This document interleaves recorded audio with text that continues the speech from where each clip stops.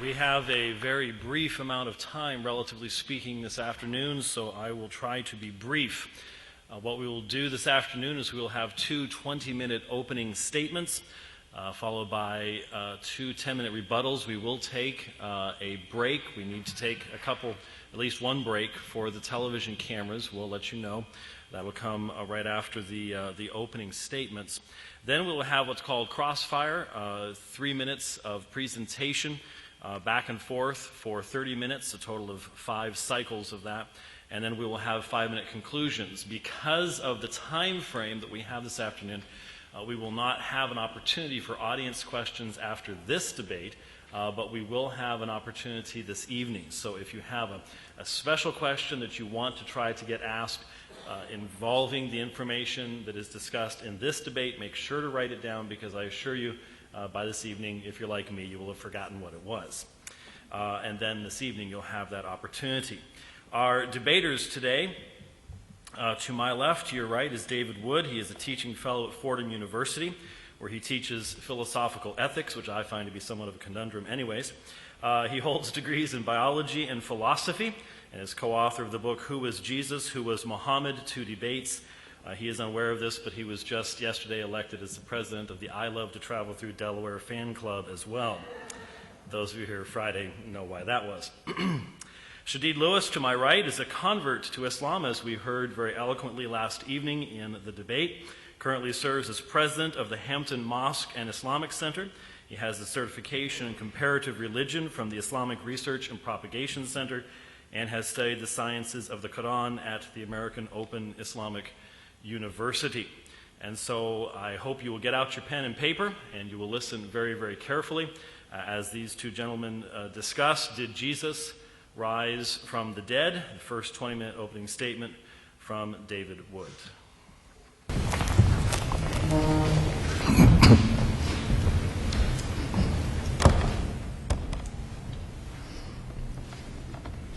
Am I on? All right. Well, good afternoon.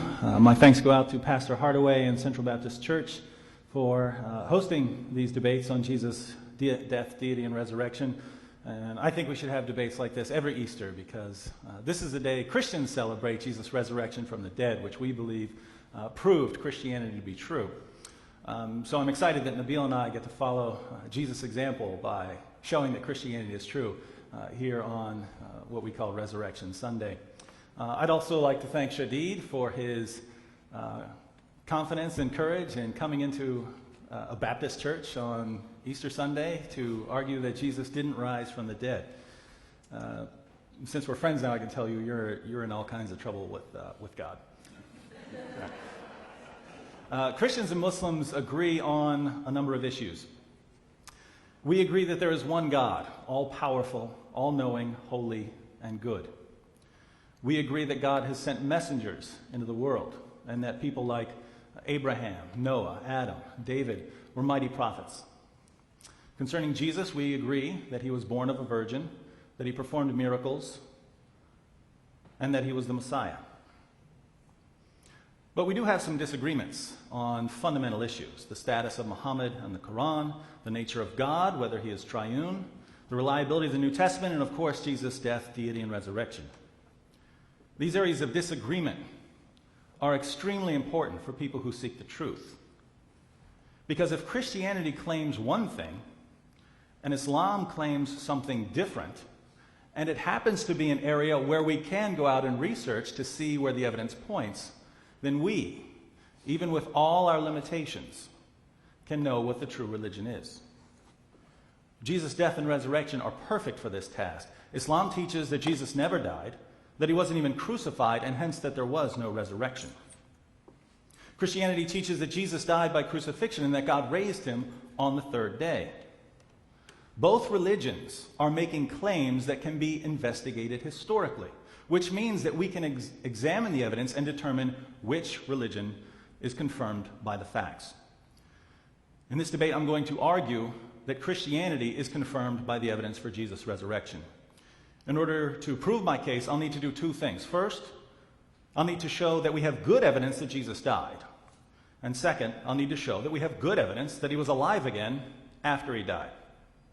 Since the real dispute between Christians and Muslims is simply whether Jesus died by crucifixion, I'm going to give special attention to the evidence for Jesus' death and to some common Muslim objections to the facts of history. So, is there good evidence that Jesus died by crucifixion? Well, virtually every historical Jesus scholar on the planet says yes. Recently, Dr. Gary Habermas, one of the world's leading authorities on the evidence for the historical Jesus, completed a study of more than 2,700 modern scholarly works on the resurrection of Jesus.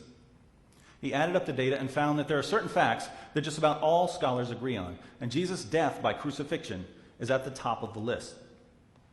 Conservative Christian scholars, liberal Christian scholars, even atheist and agnostic scholars agree that Jesus died by crucifixion.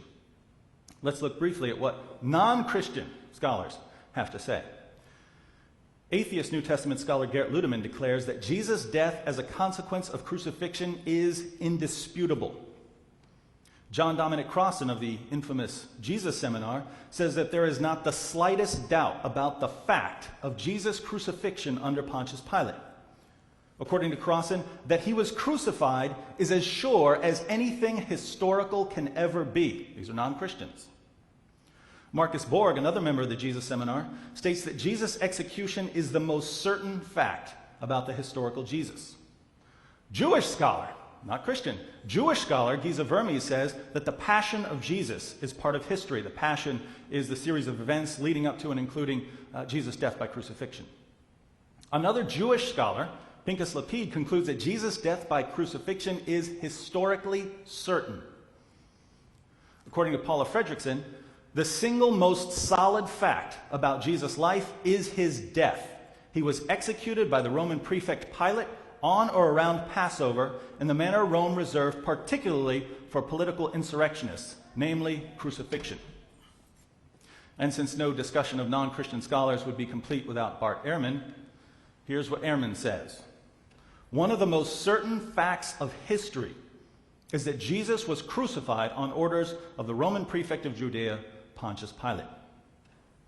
Now, let me be clear what I'm saying here. I'm not saying that we should believe whatever non-Christian scholars say. I'm pointing out the fact that on this issue, Jesus' crucifixion and death, even non-Christian scholars agree with the Christian view. And not only do they agree with us, they say that Jesus' death by crucifixion is indisputable, that it's historically certain, that it's one of the most certain facts of history. If you're a Christian, this scholarly consensus should make you feel good. Everyone agrees with us on this point, even people who can't stand what we believe. But if you're a Muslim, I think this should bother you. It would bother me if I were a Muslim. If I found out that everyone who was an expert in some field of research held that my belief was false, not just false, indisputably false, that would keep me up at night. But in my experience, I found that this just doesn't seem to bother Muslims at all. The Quran says Jesus didn't die, so Jesus didn't die, no matter how many experts say that the Quran is wrong. So among many Muslims, there's this complete trust in the Quran and an equally complete lack of regard for careful historical investigation. So we've seen that there's a scholarly consensus on the issue of Jesus' death by crucifixion. But let's take a look at some of the ancient sources that scholars consider when they investigate this matter. All four Gospels, Matthew, Mark, Luke, and John, report the death of Jesus, and these are all first-century sources. I would put the Gospel of Mark in the 50s, and some scholars date the Mark and Passion narrative to within 7 years of Jesus' crucifixion. We also know of some ancient Christian creeds that predate the writing of the New Testament. The most important early creed is recorded in 1 Corinthians 15, 3 through 8, though the creed is about 2 decades earlier, and some date it to within 5 years. Some date this creed to within, everyone dates it to within, almost everyone dates it to within 5 years. Some date it earlier, including some who date it within months. James D.G. Dunn, for instance, says, this tradition, we can be entirely confident, was formulated as tradition within months of Jesus' death. So this is extremely early material. And what does our earliest evidence say? That Christ died for our sins according to the Scriptures. This was the official teaching of the early church. It was the official teaching of Jesus' apostles.